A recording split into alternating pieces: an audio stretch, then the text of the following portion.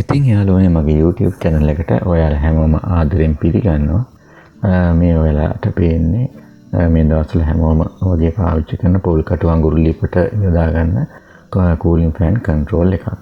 මම මේ වගේ cooling fan control එකක් හදන circuit එක මීට කලිනුත් වීඩියෝ එකකින් ඉදිරිපත් කළා. හැබැයි ඊට වැඩිය ඉතාමත් පහසුවෙන්ම හදා ගන්න පුළුවන් circuit එකක් නිසා මම මේක ගැන වීඩියෝ එකක් කරන්න හිතුවා. ඉතින් මේක හදන්න අපිට ඕන කරනවා D313 C1061 D400 කියන transistor වර්ග තුනෙන් ඕනම එකක් මේකට පාවිච්චි කරන්න පුළුවන්. ඊට පස්සේ අපිට 10k හෝ 20k potentiometer මේකට අපිට යොදා ගන්න පුළුවන්. ඉතින් මුලින්ම අපිට මේ transistorේ අපේ පැත්තට හරව ගත්තට පස්සේ ඒකේ වම් අත පැත්තේ තියෙන pin එක potentiometer මැද pin එකට මේ විදිහට අපිට පාස ගන්න ඕන. දැන් මම මෙහෙම පාස් කරගෙන තියෙන්නේ. ඊළඟට මෙතන මේ potentiometer දකුණු පැත්තේ කෙළවරේ තියෙන pin එකට transistor මැද pin එක අපිට පාස ගන්න ඕන. මම මේ විදිහට ඒක පොඩ්ඩක් පැත්තකට නමලා මේ විදිහට පාස ගත්තා. ඔයාලට පේනවා ඒක.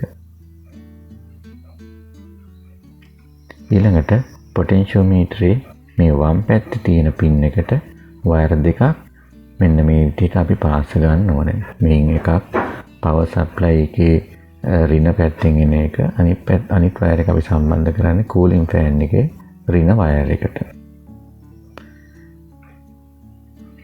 ඊළඟට potentiometer මෙන්න මේ දකුණු පැත්තේ pin එකට අපි එක wire එකක් පාස් ගන්නවා. ඒ වගේම transistor ඉදිරි pin එකට තව wire එකක් පාස් ගන්නවා. ඒ potentiometer pin එකට පාස් ගන්න wire එක තමයි අපි power supply එකේ ධන අග්‍රයට සම්බන්ධ කරන්නේ.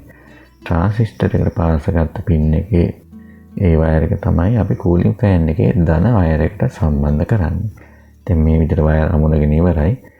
පරිපතේ වැඩත් මේ විදිහට ඉවරයි. ඔයාලට පේනවා මේක ඉතාමත් ලේසියෙන්ම හදා ගන්න පුළුවන් පරිපතයක් කියලා. අපි දැන් මේක ටෙස්ට් කරලා බලමු. මම මේකට මේ 12 volt UPS බැටරියක් මේ සඳහා යොදා ගත්තා. අපි දැන් මේ පරිපතේ ධන ඍණ වයර් මේ බැටරියට අපි සම්බන්ධ කරගමු මුලින්ම.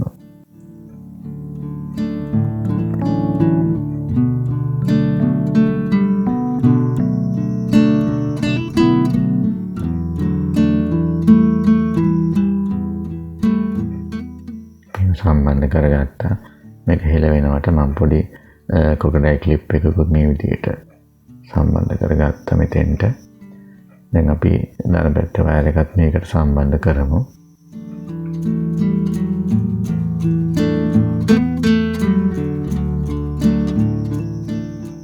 ඒකට මම crocodile clip එකක් මේ වගේ සම්බන්ධ කරගත්තා මේක හෙල වෙනවට. දැන් අපි cooling fan එකේ ධන සහ ඍණ වයර් පරිපතේ ධන සහ ඍණ වයර් වලට මේ විදිහට නිවැරදිව සම්බන්ධ කරගමු.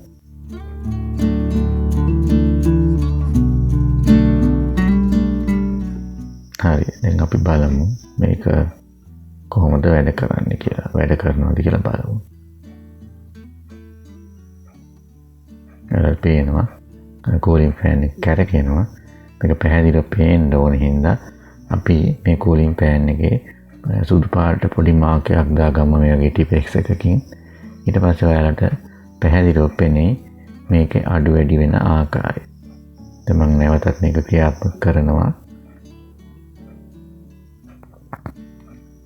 මොකද දැන් cooling fan එක කැරකෙනවා. මම ටික ටික වේගය වැඩි කරනවා. දැන් ඔයාලට පේනවා cooling fan එකේ වේගය වැඩි වෙන විදිය. දැන් උඩරිම වේගයට ඇවිල්ලා තියෙනවා. දැන් මම හිමීට නැවත මේක අඩු කරනවා.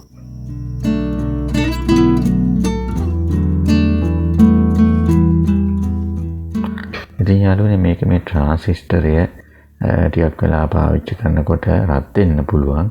ඒ රත් වෙන එක වළක්ව ගන්න අපිට පුළුවන් මේකට මෙන්න මේ වගේ heat sink එකක් සවි කරගන්න. එතකොට අපිට මේකේ කල් පැවැත්ම ටික වැඩි කරගන්න පුළුවන්. සෑහෙන කාලයක් පාවිච්චි කරන්න පුළුවන්. ඒ වගේම මේ potentiometer නොබ් එකක් සවි කරගන්නත් අමතක කරන්න එපා මේ වගේ. එතකොට අපිට පුළුවන් මේක අඩු වැඩි කරන විදිය ගැන පැහැදිලිව අවබෝධයක් ලබා ගන්න, අඩු වැඩි කරන පැත්ත ආදිය ගැන. ඉතින් යාළුවනේ ඔයාලත් මේ තාම ওই ගෑස් ප්‍රශ්නේ තියෙන නිසා මම හිතන්නේ පොල් කටු අඟුරු ලිප් හුඟක් ගෙවල් වල තියෙනවා.